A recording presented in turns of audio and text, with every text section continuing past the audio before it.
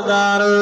नियत आए जे नियत भली द अमल भी भलो जे नियत में खराबी है द अमल भी खराब आए मुसलमानों कलमे मदीने जे मीर किए द उम्मत के समझाया अल्लाह ये कुरान भी असा दिलावाइज कुरान भी असा ला हिदायत आए अल्लाह फरमाया अय्युहल्लज़ीना आमनू ओ ईमान वालो अल्लाह ईमान वालों से गालाया ईमान वालो अमीर गरीब थोड़ो जवान मर्द औरत केड़ी भी कौम असा वास्तो रखे हुजूर जो उम्मती अल्लाह अल्लाह उन जे लाए कुरान वाइज आए नसीहत आए अल्लाह फरमाया अय्युहल्लज़ीना आमनू चलो सुभान अल्लाह जेके कुरान वाले ओ चैन सुभान अल्लाह प्यार में चयो कुरान जा आशिक गालायो कुरान जा परवाना गालाने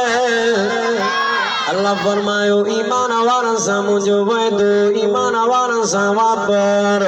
अल्लाह यहूदी निकरी नसारा निकरी ईसाई निकरी कायदानी लईन लांदी असा जो मिठो मुस्तफा आखिरी नबी ई किताब आखिरी किताब यो उम्मत आखिरी उम्मत इन उम्मत का बाद ये उम्मत नहीं महबूबा मुस्तफा का बाद यो नबी नहीं दो अल्लाह हुजूर फरमायो अना खातमुन नबिय्यीन ला नबी बादे दुनिया वाला मा आखिरी नबी आया नबी दी पुजाणी आया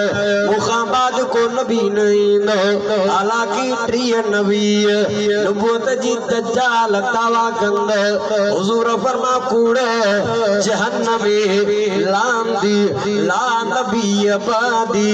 मुखाबाद को नबी नहीं दो मां क़यामत ही करीब में जाए तवज्जो कजार दिसाओ इन बिना आंगुर ने विच में आंगुर फुटी पवे चौदो यो आए भाई कट्टे फिटो कंदो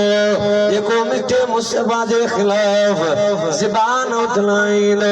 ज़बान कट्टे कुटन जे